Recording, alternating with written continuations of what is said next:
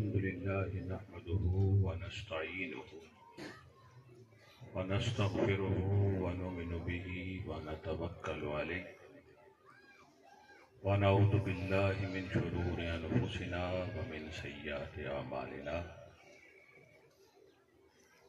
من يهده الله فلا مضل له ومن يضلله فلا هادي له ونشهد أن سيدنا وسندنا وحبيبنا وحبيب ربنا وملجانا ومعوانا محمدا عبده ورسوله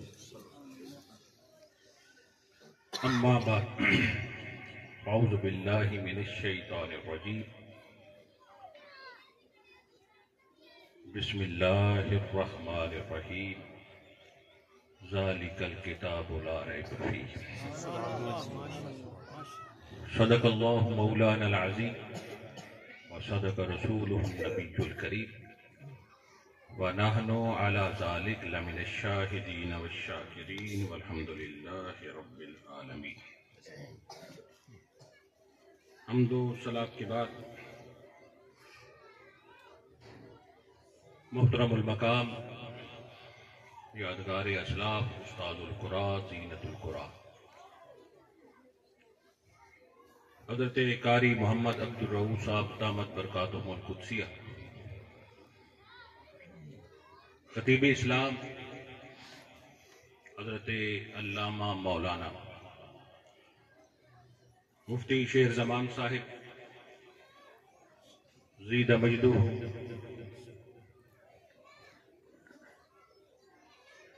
جملہ علماء کرام صوفیاء کرام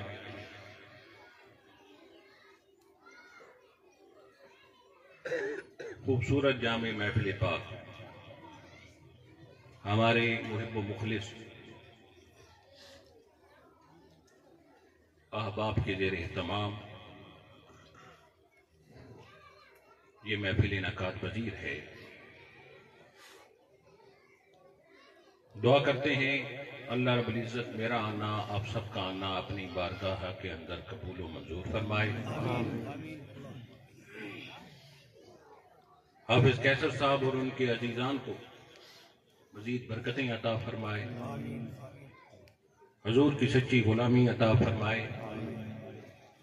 دین کی سمجھ عطا فرمائے اور دین پر عمل کرنے کی توفیق عطا فرمائے.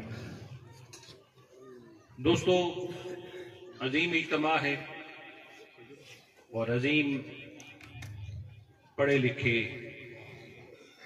علماء موجود ہیں جن کی وجہ سے اس محفل کو چار چاند لگے ہوئے ہیں.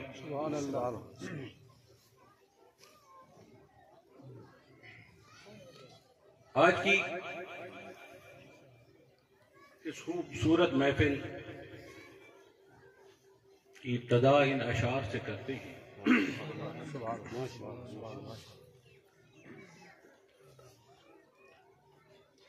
ہر صورت وچ دیدار ڈٹھم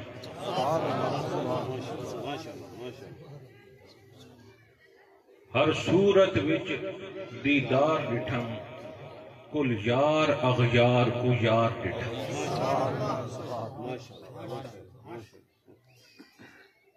خواجہ غلام فرید صاحب کوٹ مٹھن والے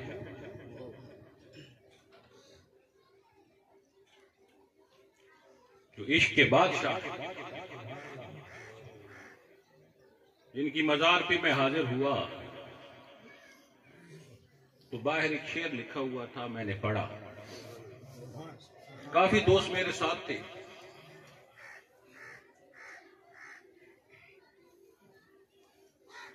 تو وہ شعر پڑھنے کے بعد میں نے ان دوستوں سے کہا کہ میرا کام تو اسی دروازے پہ ہو گیا ہے.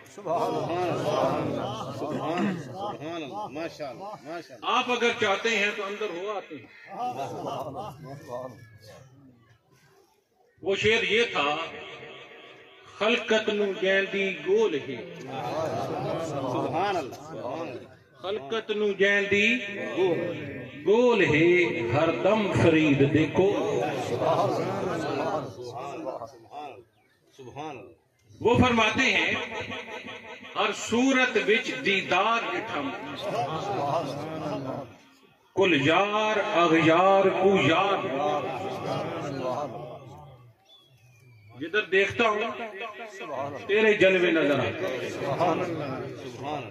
اپنا ہے پرایا ہے، یار کے جلوے نظر آتے ہیں. بنانے والا یاد رکھو تخلیق کا کمال نہیں ہوتا، خالق کا کمال. یہ میز ہے، میز، اس میز کا کمال نہیں ہے، جس نے اسے بنایا ہے اس کا کمال ہے، اس نے ہر چیز کو سنبھالا ہوا. ہر صورت وچ دیدار ڈٹھم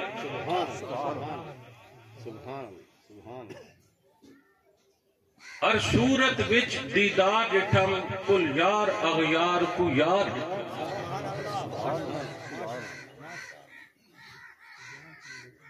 آگے فرماتے ہیں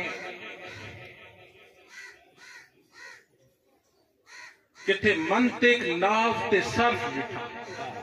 منطق ناو آپ کو پتہ ہے، علماء بیٹھے. کتھے منطق ناو تے صرف ڈٹھم یعنی کتاب پڑھنے والے کتابیں دیکھتے ہیں. کتھے منطق ناو تے صرف ڈٹھم کتھے اسم تے فعل تے حرف ڈٹھم. ویسے کہنا اسم فعل حرف اسی طرح ہے نا جی. اور وہی ہوتا ہے لا تدلو علی ما لم فی نفسہ.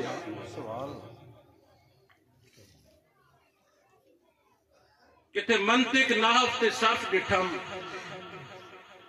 کتھے اسم تے فعل تے حرف ڈٹھم. ہر معنی ہر طرف، ہر معنی ہر چوگوٹ ڈٹھم چوتھاٹ.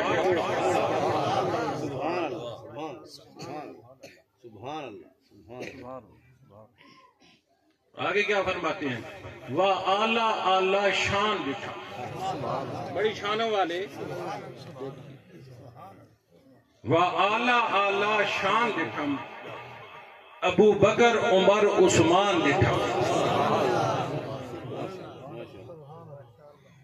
ابو بکر عمر.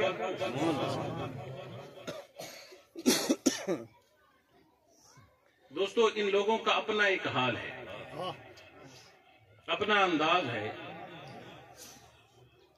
یہ جدھر نگاہ اٹھاتے ہیں نا تو تخلیق کو نہیں دیکھتے، اس خالق کو دیکھتے ہیں کہ اس خالق نے اسے بنایا کیسے.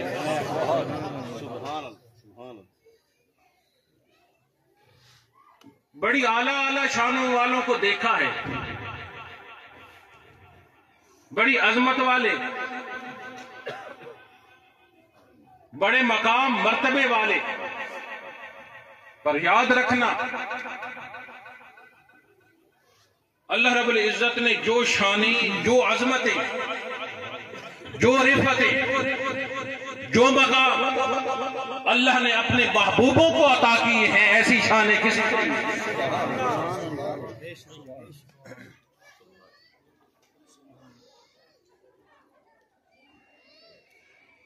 آپ ایک قرآن 13ویں پارے میں ایک قصہ پڑھتے ہیں جسے قرآن بھی کہتا ہے یہ احسن القصص ہے.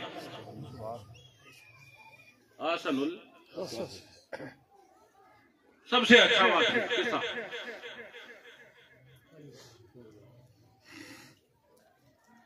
اس میں حضرت یوسف علیہ السلام کی بات کی گئی ہے،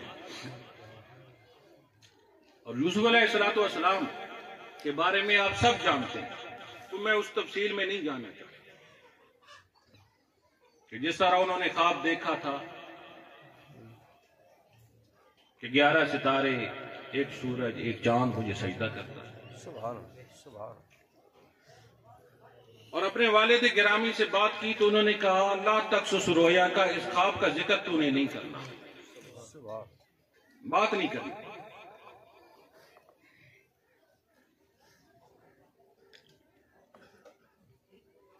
پھر آپ کو پتا ہے کہ ان کے بھائیوں نے انہیں کنویں میں ڈال دیا تھا. پھر وہاں سے قافلہ آیا، ان کو لے گیا اور مصر کے بازار میں ان کی قیمت لگی، خریدا گیا. پھر عزیز مصر کے گھر رہے، پھر ناحق 12 سال جیل کاٹی. نکلے تو کہا یہ زندوں کا قبرستان ہے. یہ سارے پروسیس سے وہ گزرے.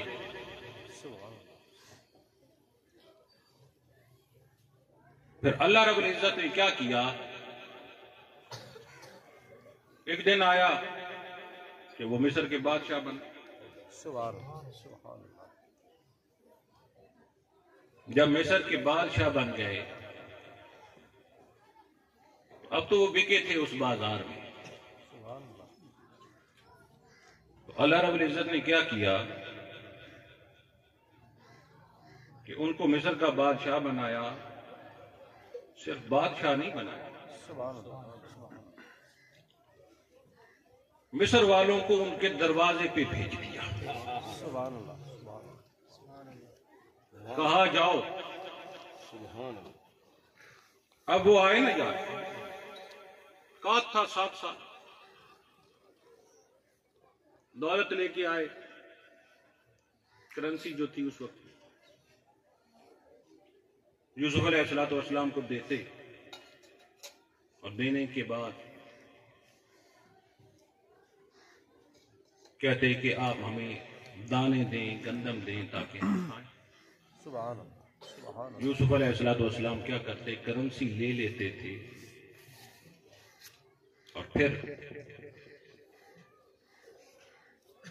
ان کو گندم دے دیتے تھے. سال بیتا، مصر والوں کے پاس اس وقت کی جو کرنسی تھی وہ ختم ہو گئی. اس کے مالک یوسف علیہ السلام. دوسرا سال آیا نہیں جاتا، پھر گندم کی ضرورت تھی. 7 سال جو قحط تھا، پھر وہ آئے. اب ان کے پاس کیا تھی؟ جیولری تھی، سونا تھا. وہ لے کے آتے اور یوسف علیہ السلام کو سونا دیتے، ہیرے سونے ان کو دیتے اور کہتے گندم دیتے. آپ گندم دے دیتے، وہ لے لیتے. 2 سال بھی. تیسرا سال آیا. اب مصر والوں نے کیا کیا؟ ان کی جائیدادوں کی جو ڈاکومنٹس تھے، کاغذات تھے، جو ان کی جائیدادیں تھیں، وہ لے کے آ کے یوسف علیہ السلام کو دیتے اور کہتے یہ لے لے، اور بدلے میں کیا کریں کہ ہمیں گندم دے دیں. آپ نے لے لیے اور بدلے میں گندم دے دیں. 3 سال بیت گئے. چوتھا سال آیا تو اب کیا تھا؟ ان کے پاس مال مویشی، بکریاں، گائے، یہ جو تھے بچ گئے، وہ لے کے آتے. بکریاں، گائے آ کے یوسف علیہ السلام کو دیتے اور کہتے گندم دے دیجیے. 4 سال بیتے تو مصر والوں کے پاس بکریاں ختم ہو گئیں، گائے ختم ہو گئی. وہ یوسف علیہ السلام کو دے آئے اور بدلے میں گندم لے کے کھا گئے.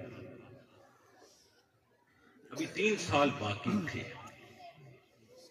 3 سال باقی تھے. ان کے پاس تھے غلام، جو اس وقت انسان بکتے تھے، غلام ہوتے تھے. انگلش میں اسے سلیب کہتے ہیں. وہ ان کو پکڑ کے لاتے اور کہتے یہ آپ پر بک گئے، بدلے میں ہمیں گندم دے دیجیے. آپ گندم عطا کر دیتے تھے اور ان کو لے کے اپنے پاس رکھ دیتے. 5 سال بیت گئے. 6واں سال آیا تو ان کے پاس دولت بھی ختم تھی. جیولری، سونا، ہیرے، وہ بھی ختم تھی. جائیدادیں بھی ان کی نہیں رہی تھی. اور ان کے پاس مال مویشی بھی ختم ہو گئے. ان کے پاس اب بچ گئی تھی، غلام بھی دے بیٹھے تھے، ان کی اولادیں بچ گئی تھی، بیٹے بیٹیاں وہ، اب ان کو پکڑ پکڑ کے لاتے اور یوسف علیہ السلام سے کہتے ان کو لے لیں اور بدلے میں گندم دے دیجیے۔ آپ لے لیتے اور گندم دے دیتے۔ 6 سال بیتا، ان کی اولادیں جو تھیں وہ یوسف کی غلام ہو چکی تھی۔ اب ان کے پاس کچھ نہ بچا، دولت، زیور، جائیدادیں، مال مویشی، غلام، اولادیں، کچھ نہ بچا، جانیں بچ گئے۔ خود آ کے کہتے اے یوسف علیہ السلام، آج سے ہم تیرے غلام اور آپ ہمارے آقا ہیں، ہم آپ پہ بک گئے، اب کیا کریں؟ ہمیں گندم دے دیجیے۔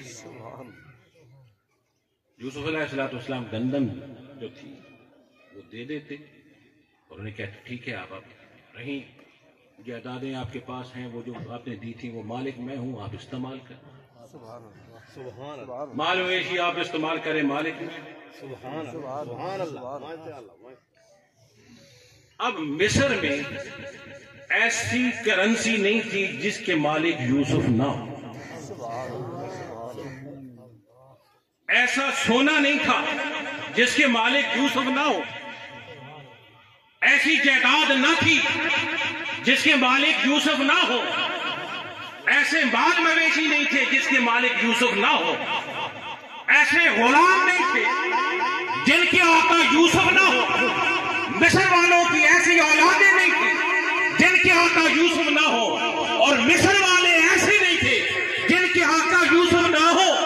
سارے مصر کو اللہ نے اٹھا کے یوسف کا غلام کر دیا، اس لیے کل یہ نہ کہے کہ مصر والوں کا یوسف غلام تھا، سارے مصر کو اٹھا کے یوسف کا غلام کر دیا۔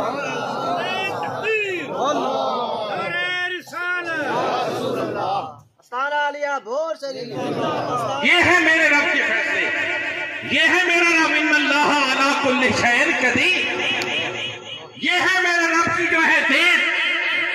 کل تک یوسف علیہ السلام ان کے بازار میں بکتے ہیں، آج وہ سارے مصر والے ہو۔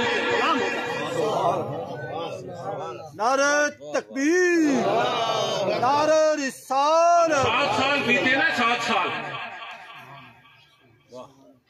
تو گندم نہیں، اب کات تو ختم ہو گیا، بارش آ گئی، اب جب ختم ہو گیا نا کات تو گندم اگا دی گئی، اور جب گندم اگا دی گئی تو دوستو گندم کا جیسے پودا نکلا ہوا ہے، ابھی آپ دیکھ رہے ہیں، گندم آنے میں 3 ماہ باقی تھے کہ مصر والوں کا اناج ختم تھا۔ اب وہ کہاں گئے؟ کہیں اور نہ گئے، سیدھے یوسف علیہ السلام کے پاس گئے۔ ان کو پتا تھا ان کے پاس گندم نہیں ہے، لیکن پھر بھی یوسف کے دروازے، پھر بھی یوسف کے دروازے تھے، اللہ کے مقرب کے دروازے تھے، اور آ کے کہتے ہیں حضور گندم ختم ہو گئی ہے، سٹاک ختم ہو گیا ہے، ابھی گندم آنے میں 3 ماہ باقی ہے۔ یوسف علیہ السلام نے کیا کہا ٹھہریے، میں رب سے بات کرتا ہوں،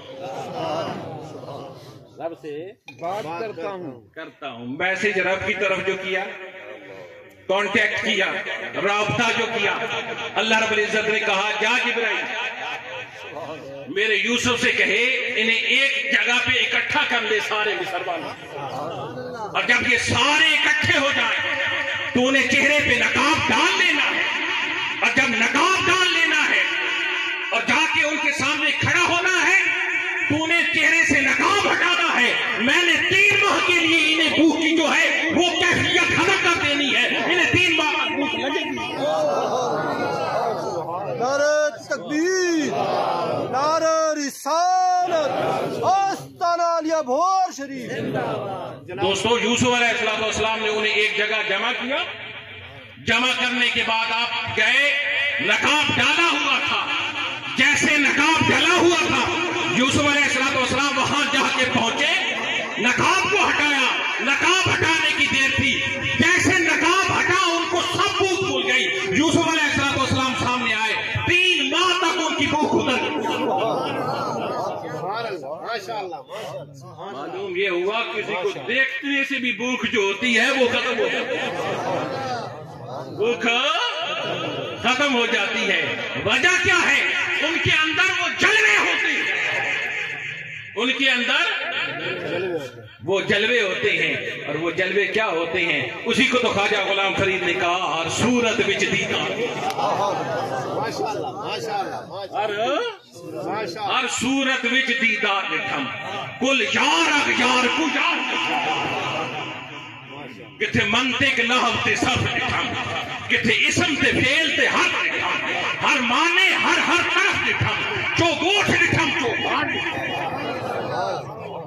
با اعلیٰ اعلیٰ شان ڈٹھم، حسنین تے شاہ مردان ڈٹھم، با اعلیٰ اعلیٰ شان ڈٹھم، حسنین تے شاہ مردان ڈٹھم، ابو بکر عمر عثمان ڈٹھم، وہ پاک نبی مختار. دوستو یہ ہے شان والے. ان کو دیکھنے سے کیا ہوتا ہے؟ بس ان کو دیکھنے کی دیر ہوتی ہے، جلوے آتے ہیں اس کے نظر،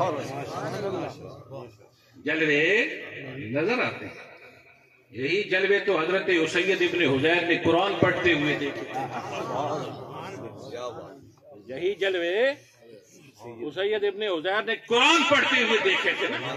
جو قرآن پڑھتا ہے رات کو اس کا کیا رنگ ہوتا ہے یار؟ حضرت اسید ابن حضیر رات کو قرآن کی تلاوت کر رہے ہیں، اور تلاوت کرتے کرتے اچانک آپ کا گھوڑا بندھا ہوا تھا، وہ اس میں حرکت آ گئی، جنبش آ گئی. اور جب جنبش آ گئی، حدیث پاک میں آتا ہے، تو اسید ابن حضیر کہتے ہیں مجھے ایسے لگتا تھا ابھی اپنے پاؤں جو ہے میرے بیٹا جو ساتھ سویا ہوا ہے اس کے اوپر دیکھا تو اس میں حرکت ہے گھوڑے کے اندر. حضرت اسید ابن حضیر نے قرآن کی تلاوت رکی، جیسے رکی اب آرام سے کھڑا ہو گیا. دوستو قرآن پڑھتے تھے اس میں حرکت آتی تھی، اور روکتے تھے تو وہ رک جاتا تھا. اسی حال میں باہر نکلے تو آسمانوں کی طرف دیکھا تو آسمان موجود نہیں، آسمان موجود نہیں تھا، آسمان موجود نہیں ہے. حیران آج آسمان کدھر چلا گیا؟ ہر طرف روشنیاں نظر آتی تھیں، لائٹس چل رہی. اندر آئے، کیا ماجرا ہے؟ میں قرآن پڑھتا ہوں، گھوڑے میں حرکت آتی ہے، عجیب رات ہے. باہر نکلتا ہوں تو آسمان نظر نہیں آتا. کسی کشمکش میں جا رات بیت گئی، فجر کی آذان ہو گئی. فجر کی آذان ہوتی ہے.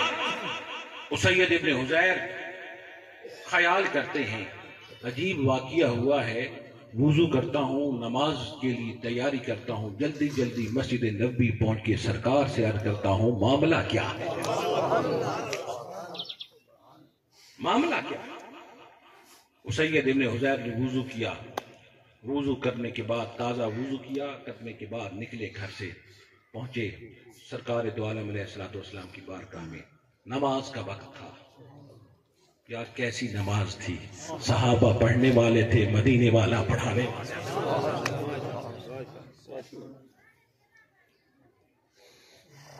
دوستو سرکار تشریف لائے، مصلی امامت پہ کھڑے ہوئے،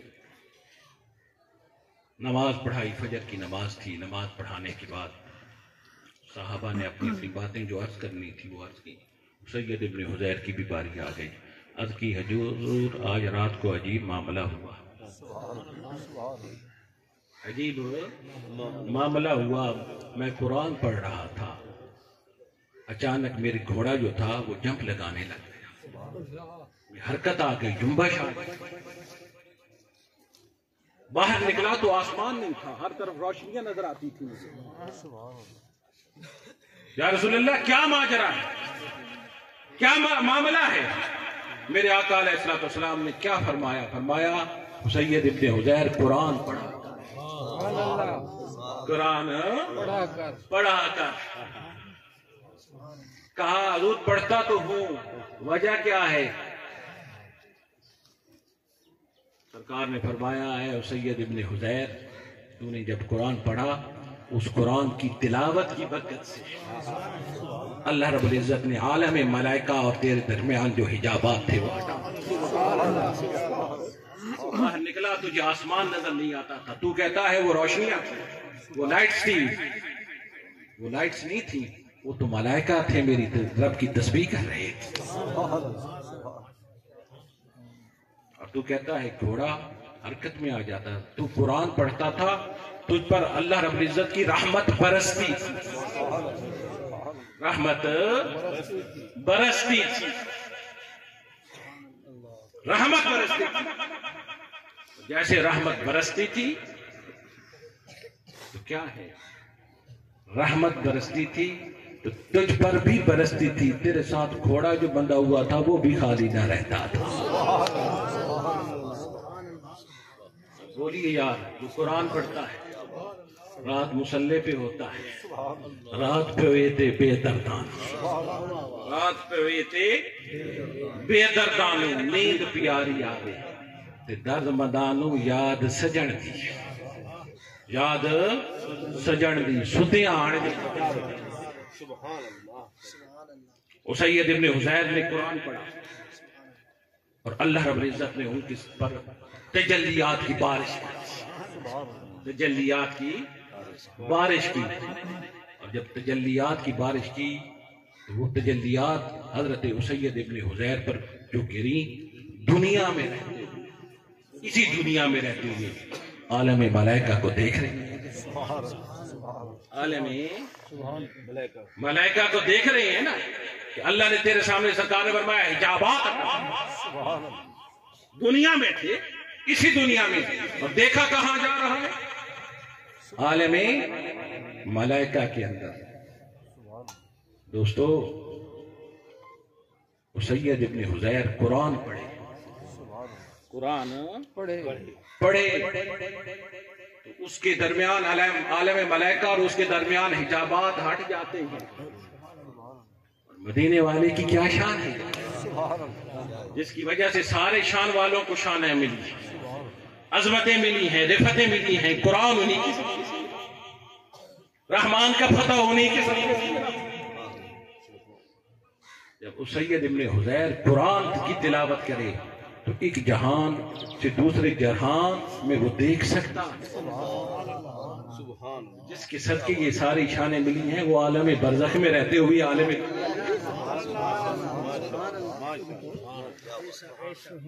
اور وہ گھوڑا جس میں حرکت آ گئی وہ تو جانور تھا، اشرف المخلوقات تو نہیں تھا، جانور تھا، جانور تھا. بس کیا تھا؟ ذکر والے کے قریب تھا. رات جو مصلے پہ تھا اس کے قریب تھا جانور، پر اس کے قریب تھا. دوستو بات یہ ہے کہ وہ جانور گھوڑا ہو یا کوئی بھی جانور ہو، ذکر والے کے قریب ہو، اللہ رب العزت اس ذکر والے پر رحمت برسائے تو جانور خالی نہیں رہتا. جب جانور خالی نہیں رہتا تو جو انسان ہے وہ ذکر والے کے قریب. نعرہ تکبیر، نعرہ رسالت، سیدی مرشدی. ذکر والے کے قریب بیٹھ جائے تو وہ خالی کیسے رہ سکتا؟ اس لیے تو اللہ والوں کے قریب ہم بیٹھتے ہیں، ان کی صحبت میسر آتی ہے. جب ان کی صحبت میسر آتی ہے تبھی تو انوار و تجلیات کی بارش ہوتی ہے، اور جب انوار و تجلیات کی بارش ہوتی ہے تبھی تو راز کھلتے ہیں، اور تبھی تو راز کھلتے ہیں. تو فرید کہتا ہے ہم صورت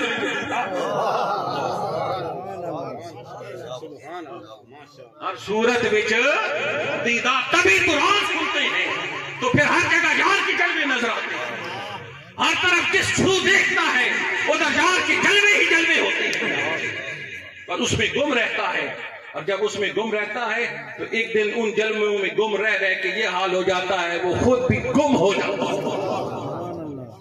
میں کس کی لوں خبر مجھے اپنی خبر نہیں، میں کس کی لوں خبر مجھے اپنی خبر نہیں، اسے خبر نہیں رہتی، بس وہ اس میں ایسا گم ہوتا ہے، بس اسی کی جلووں میں بس سر جھکائے رہتا ہے، اور جب سر جھکائے رہتا ہے دل میں ہے تصویر یار، جب چاہی گردن جھکائی دیکھ لی، بس سر جھکاتا ہے، ادھر سر جھکاتا ہے، بس سر جھکانے کی دیر ہوتی ہے، اندر کی جو نشریات ہوتی ہیں وہ چل پڑتی ہے۔ اب یہاں فاصلے معنی نہیں رکھتے ہیں، ڈسٹینس معاملہ جو ہے معنی نہیں رکھتی، دوریاں معنی نہیں رکھتی، عام سا موبائل ہے یار، انسان کی ایجاد ہے، کوئی امریکہ میں بیٹھا ہے یا کوئی یورپ میں بیٹھا ہے، جہاں بھی ہے بس وہ ہاں نیٹ آن کرتا ہے، ادھر سے آپ اسے دیکھتے ہیں وہ آپ کو دیکھتا ہے، یہ انسان کی ایجاد ہے، اور جن پہ کرم ہوتا ہے یار یہ تو رسول اللہ کی یہ سر جھکاتے ہیں، اور جب سر جھکاتے ہیں پھر کیا کہتے ہیں، یا ساریت الجبل، اے ساریہ پہاڑ کی طرف ہو جا، بس دوری وہاں معنی نہیں رکھتی، وہاں کچھ بھی معنی نہیں ہوتا، بس سر جھکتا ہے، تصویر یار سامنے آتی ہے، تصویر یار سامنے آتی ہے، پر یہ منزل ملتی کیسے ہے، کیسے ملتی ہے؟ دوستو اللہ نے دو ہی بھیجے، ایک قرآن بھیجا، ایک صاحب قرآن بھیجا، ایک قرآن بھیجا اور ایک صاحب قرآن بھیجا۔ قرآن کی جس نے تلاوت کی وہ تو قاری بن گیا، وہ تو اور مصطفیٰ کی جس نے زیارت کی وہ صحابی بن گیا۔ ایک کی ستریں کالی تھی، دوسرے کی زلفیں کالی تھی۔ دوستو قرآن کیا تھا؟ اللہ رب العزت نے کتاب بھی بھیجی میرے آقا کو، کتاب بھی بھیجی میرے آقا کو بھیجا، تھیوری تھی کتاب، تھیوری تھی کتاب، پریکٹیکل مصطفیٰ کی ذات اقدس۔ لقد کان لکم فی رسول اللہ اسوۃ حسنہ۔ قرآن پڑھتا گیا، مصطفیٰ کو دیکھتا گیا، قرآن پڑھتا گیا، مصطفیٰ کو دیکھتا گیا۔ کیا کہنا وہ قرآن پڑھتا گیا مصطفیٰ کو، یاد رکھنا میرا یہ جملہ، قرآن پڑھتا گیا مصطفیٰ کو دیکھتا گیا۔ پھر کیا تھا؟ وہ کہتا تھا 40واں مسلمان نہیں ہونے دینا، خود 40واں مسلمان، قرآن سن کے آیا تھا مصطفیٰ کو دیکھا، قرآن سن کے آیا تھا نا، بہن پڑھ رہی تھی، قرآن جب وہ سن رہا تھا ادھر قرآن پڑھا جا رہا، اور ادھر پہنچے تو مصطفیٰ تھے، ادھر تھیوری تھی ادھر پریکٹیکل تھا، ادھر تھیوری تھی ادھر پریکٹیکل تھا۔ پھر دوستو کیا ہے، جس نے مصطفیٰ کو دیکھا، ان کی سیرت پاک کو اپنا لیا اور قرآن پڑھتا رہا، میرے آقا نے فرما دیا میری امت اس وقت تک گمراہ نہ ہوگی جب قرآن اور میری سنت کو تھامے رکھے گی، سنت کو تھامے رکھے گی۔ آج قرآن جو پڑھتا ہے وہ پا جاتا ہے، لا ریب کتاب ہے، ذالک الکتاب لا ریب فیہ، کتاب میں شک نہیں، نہ جس نے بھیجی ہے اس میں شک ہے، نہ جس پہ آئی ہے اس پہ شک ہے، اور جو لانے والا ہے جبرائیل اس میں بھی شک نہیں ہے، بھیجنے والے میں شک نہیں ہے، لانے والے میں شک نہیں ہے، اور جس کی طرف آیا ہے اس میں شک نہیں ہے، اور جس سینے میں سما جائے اس سینے میں کیسے شک ہو جاتا ہے، سینے میں کیسے شک ہوتا ہے؟ قرآن اعلیٰ کتاب ہے، اس رب کریم نے بھیجی وہ بھی اعلیٰ، جس نبی کی طرف آئی ہے وہ بھی شان والا اعلیٰ ہے، جس سینے میں سما جائے پھر کیا ہے، اس کو کیا شان ملتی ہے؟ خیرکم من تعلم القرآن وعلمہ، بہتر وہ ہے تم میں سے، اچھا وہ ہے جو قرآن پڑھتا بھی ہے پڑھاتا بھی ہے۔ قرآن پڑھتا رہتا ہے، وہ کبھی اس کا ذہن خراب نہیں ہوتا، پاگل نہیں ہوتا۔ آپ نے دیکھا ہوگا کئی بزرگوں کی، آپ نے دیکھا ہوگا آپ کے دادا پردادا، ان کو دیکھا ہوگا ان کے ذہن سلامت ہوتے ہیں، آخری دن تک ان کے ذہن سلامت ہوتے ہیں۔ وجہ کیا ہے؟ قرآن پڑھتے ہیں۔ آج کی جنریشن کو بس دوسرے اگلے دن بات بھول جاتی، کوئی پتہ نہیں ہے، کام بھیجو تو وہ اور سے اور کر کے۔ وجہ کیا ہے؟ قرآن سے رابطہ، ذہن کو سلامت رکھو، ذہن کو سلامت رکھو، قرآن پڑھتے رہو۔ قرآن پڑھو گے تو کبھی گمراہ نہ ہوگے۔ کتاب میں شک نہیں ہے، جس نبی پہ آئی ہے اس میں بھی شک نہیں، بس دو ہی ہے، مصطفیٰ کی سیرت کو سامنے رکھو، قرآن کی تلاوت۔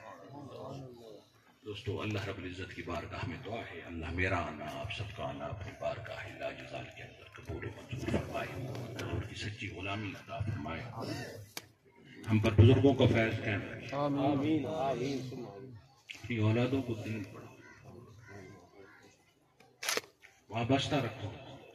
آج ایک حافظ قرآن نے حفظ کیا ہے، اس کی حفظ کرنے کی خوشی میں ہم جمع ہیں۔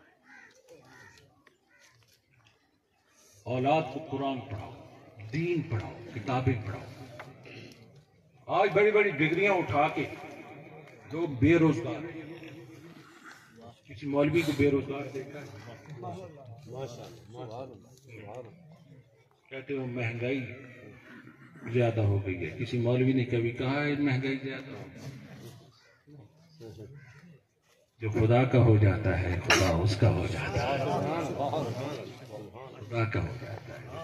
اور ان کی سیٹسفیکشن دیکھیے، مطمئن ہونا ان کا دیکھیے، کتنے مطمئن ہوتے ہیں، چہرے چمک رہے ہیں، دیکھیے ان کی چہرے، بائیں بائیں میرے بھائی کتنے مطمئن ہیں، سیٹسفائیڈ ہیں، کتنے سیٹسفیکشن ان کے چہرے سے جھلک رہی ہے۔ کیا ان کی اولادیں نہیں ہیں، اسی معاشرے میں نہیں رہتے؟ کیوں مطمئن ہیں؟ بس قرآن سے اور قرآن والے سے رابطہ۔ اولادوں کو دین پڑھاؤ، دین سکھاؤ، ضرورت ہے دین سکھاؤ۔ مدارس سے وابستہ رہو، خود بھی آؤ جاؤ، اولادوں کو بھی لے جاؤ۔ کل قیامت کا دن ہوگا، آپ کو رب بلائے گا اور کہے گا اس کے سر پہ تاج رکھ دو، تاج رکھ دو۔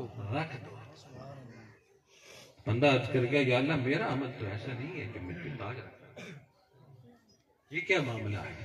کہا تیری وجہ سے تاج نہیں رکھ رہا، تو نے جو حافظ قرآن بیٹے کو بنایا تھا اس لیے یہ تاج رکھا جا رہا ہے۔